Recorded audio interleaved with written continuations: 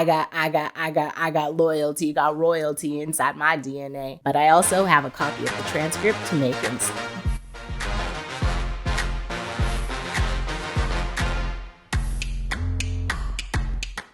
A 25-year-old Black woman presents to the emergency room with symptoms of diabetic ketoacidosis. She's diagnosed with type 2 diabetes, and she has a bunch of questions for the doctor. First up, is this cancer? If not, why not? Second, why are these symptoms developing now? 3, she has a twin sister who has type 1 diabetes. Are these the same disease? What's the difference? Will they experience the same things? 4, will I need insulin? 5, does being Black in America impact my outcomes? Each of these questions requires some type of knowledge from the physician. To understand whether or not something is cancer, we have to understand what makes cancer happen in the first place. For that, we need an understanding of the cell cycle. Second, why are these symptoms happening now? Well, your body's been compensating, but you also might not have had consciousness that you've been having symptoms. We also might just not know. Third, twin sister with type 1 diabetes, you have to understand genetic inheritance patterns. 4, is she going to need insulin? Are there ways to prevent your body from needing insulin? And 5th, in what ways does being Black in America impact her outcomes? We're going to have to unpack epigenetics and what role racism has to do with epigenetics, the ways in which your environmental conditions also impact epigenetics. Before we can answer any of those questions, we first have to know what DNA is.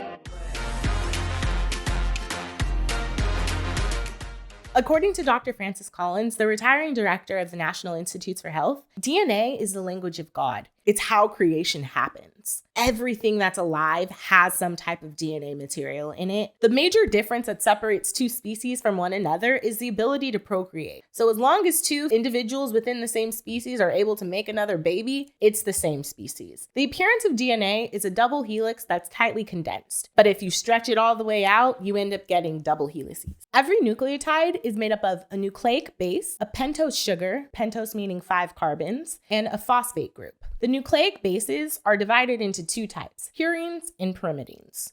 To help me remember the difference, I think about it like Puritans going to visit the pyramids.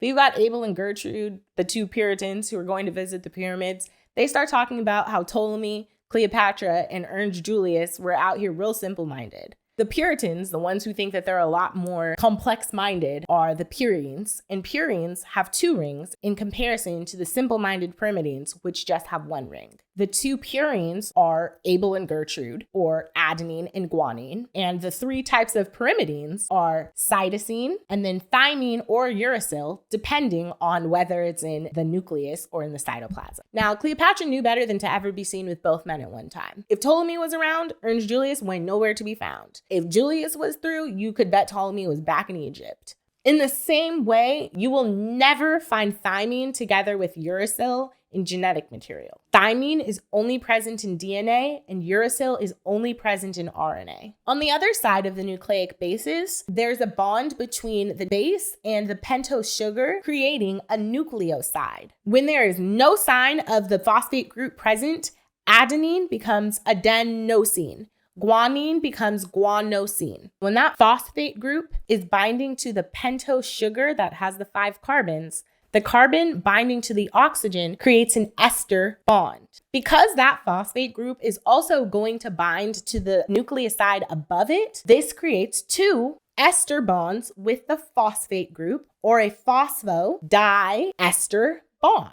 So the backbone of DNA is created by phosphodiester bonds, while nucleotide bases are bound together via hydrogen bonds. Now that we've gone over how DNA is set up, we're going to address every single one of those questions we talked about before in the upcoming videos.